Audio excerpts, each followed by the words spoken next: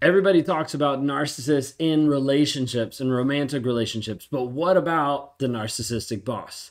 What about that person that you work with on a day-to-day basis that is treating you and showing up in a narcissistic abusive way?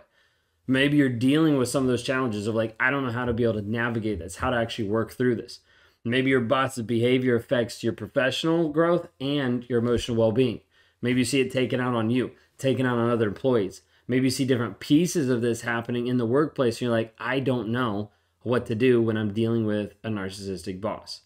Part of the challenges then is you oftentimes can't go no contact because you're in that environment every single day, or you're stuck in that environment in an online setting every single week.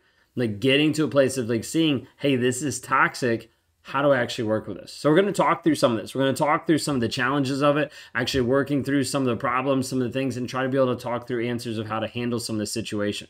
If you guys are new here, my name is Ben Taylor. I'm a self-aware narcissist on this channel to provide awareness about narcissistic abuse. The founder of Raw Motivations, the creator of the NARC app, and your guide in the 45-day Clarity Challenge you can access at claritychallenge.net. Part of the journey that we've been trying to work through and help people forward in is growing and developing themselves. That journey is a journey. It's not a destination. It has ups and downs and pitfalls and good times and bad times. But moving forward to try to break the trauma bond, get rid of the rumination, develop healthy habits and boundaries are all what we focus on inside of the Clarity Challenge. Again, you can access that at claritychallenge.net. So when we talk about the aspects of narcissism and a narcissistic boss, that produces a lot of challenges.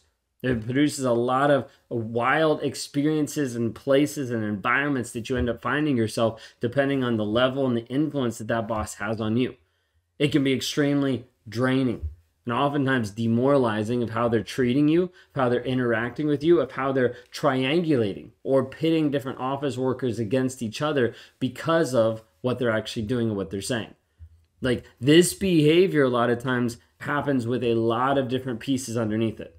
Typically you see a big one that is constant criticism, constantly putting you down or putting another person down in front of or behind their back to try to feel better than.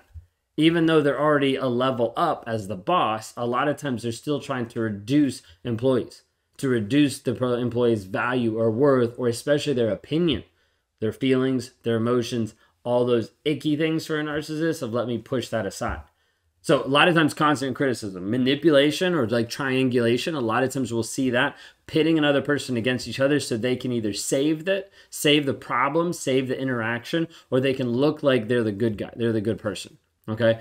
You see this as well as you have a great idea, you bring it to your boss, and the boss takes it to the next person. Is like, hey, I have this great idea. And you're like, I literally just said that. Where a lot of times it'd be like, let me steal your work so I can look better to other people, and you're not going to say anything because I'll fire you or I'll get mad at you. Okay. So taking credit, favoritism, that's a big one too, of like having favorites. If you're my favorite, so I'm going to interact, I'm going to talk with you. The other person I'm not going to interact and talk with. Okay. That's probably one of the pieces that I struggled with the most, like in the workplace, was playing favorites. I'd have people I connect with and that I'd want to work with or want to talk to. Then I have other people that I wouldn't. They just annoyed me. Like I didn't really care about them. It didn't really matter. They didn't do anything for me. So I was like, forget you. Okay. But that's the piece too of like favoritism. It'll look a certain way. Like this all boils together and promotes this toxic work environment.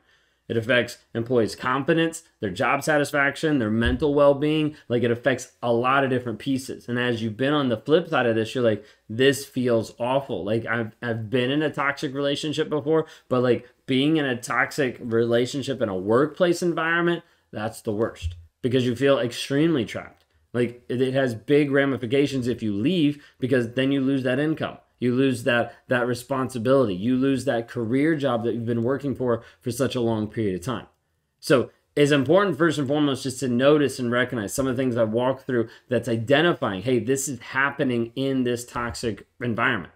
Like think of it as like maybe you've been at work and you've constantly gotten belittling comments, like putting you down, making you feel bad. Not from others, but from your boss. Okay? This is consistently like undermined and being like, wait, like, what am I doing wrong? It feels like you're being unappreciated because with that person, they are unappreciating you totally.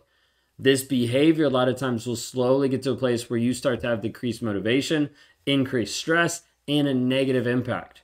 I'll give you a great example, okay? Growing up, I worked for UPS. I did the preload shift. And one of the places that I worked for, when you missed a package, so like when you put a package on the wrong shelf in the wrong car, things like that, it was like a misload or something like that, okay? So when you missed a package, what they do is the next day when everybody showed up, they'd gather the like 50 employees together, and the boss at that time would, basically scream at whoever missed the most packages, trying to make sure that they understood that their job was on the line if they didn't actually put the right packages in the right car, and also trying to establish their dominance to everybody else that you're going to do what I'm going to tell you.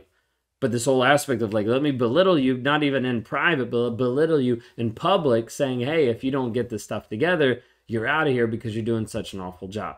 Okay? Definitely different ways to be able to handle that. Might have been a needed conversation, but a conversation, not a yelling match in front of the entire company. Okay, so with this aspect of dealing with a narcissistic boss, it's really hard, right? Because they're your superior. First off is setting boundaries, okay? Establishing clear boundaries to maintain a professional demeanor can help you in going through this aspect of your emotional well-being. Now, understand really quick that these boundaries are not controlling the boss, okay? Just like they don't control the relationship. The boundary is for you. Hey, I'm unwilling to do that. Like, hey, this is my weekend off. I appreciate you reaching out, but I'm not able to. I'm not able to interact. I'm not able to come in. I'm not able to do this. Sorry. Like, you're setting up boundaries. This piece is like trying to help you avoid getting drawn in to power struggles or personal disputes. But instead, you're just like, nope, like this is a boundary that I'm actually putting up.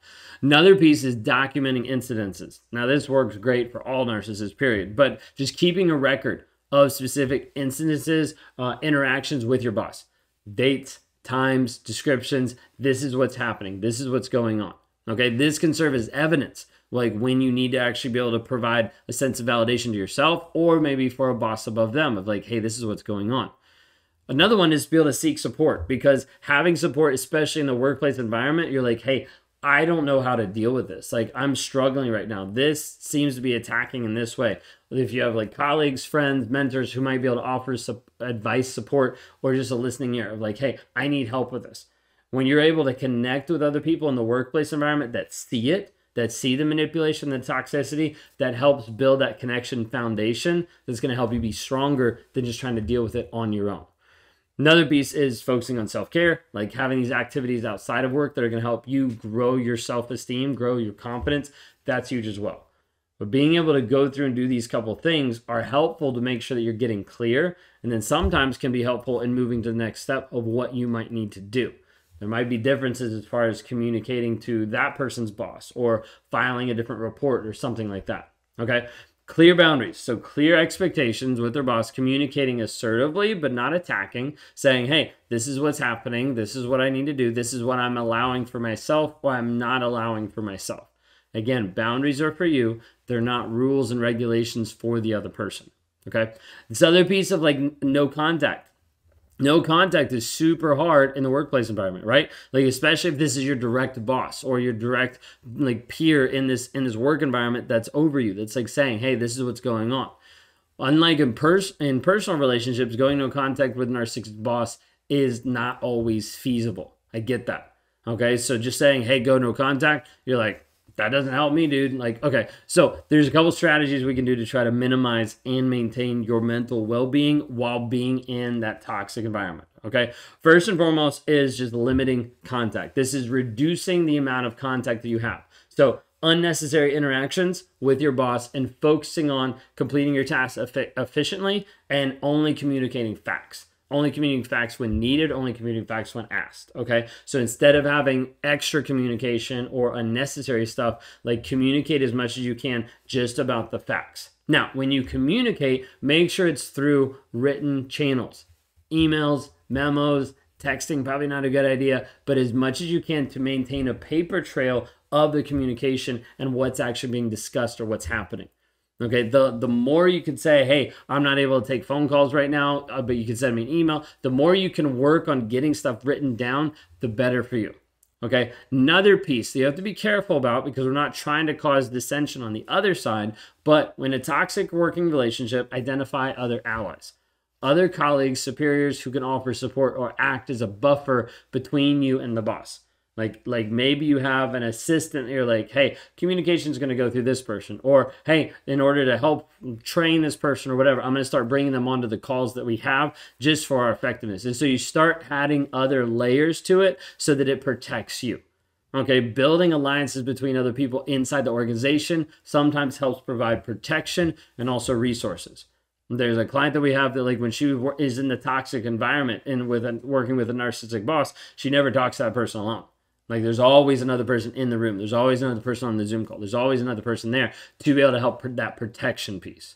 Okay. Then the other piece is we need to develop an exit plan. You're like, I don't want that. I get it, but you're not going to be able to change this person. So unless they're doing something that is going to get them fired, or the person above them is going to say, hey, this isn't working out, a lot of times you'll see a narcissistic boss continue to move forward because they're still winning in the money aspect or in the business aspect, but not the people aspect. So it's important to develop an exit strategy. Okay. If the situation gets so bad, you need to consider looking for a different job, a different transition to a different company, different avenue, different venue. Okay. It's important to actually seek this, or a different role within the organization helping you move forward. This a lot of times can help you protect long-term career and making sure that your well-being is kept essential, because the other person isn't going to care about that. Okay. Like, think of it as just as being, first and foremost, you can start limiting as much direct communication with your boss, primarily communicating through email. Like, having relationships with other colleagues that offer support, that can be there to help protect as far as like in the room, be advocates for you. Also just helping you explore other opportunities of what else is out there that you can actually do. Maybe what's the same type of job you can do, but just not there, at a different place. I know that's not the one you want to hear or that you want to listen to, but it might be your only option. So be considerate of that as you move forward. Okay. If you need any help with this, click on the link in the bio, escapetoxicity.com, or if you want to work with me one-on-one so we can navigate some of this stuff, whether you're in the relationship, whether you're dealing with a boss, we'd love to be able to help you there. You can go to www.rawmotivations.com, click on the one-on-ones, we can talk, we can help you move forward with that. I think I might have mentioned earlier the 45-day clarity challenge, breaking the trauma bond. That's all housed at claritychallenge.net. Anyways, that's all I got. If you haven't already, like, subscribe, rate, review, because we'd like to be able to share this with more people to help them be free from the toxicity that they're currently struggling with.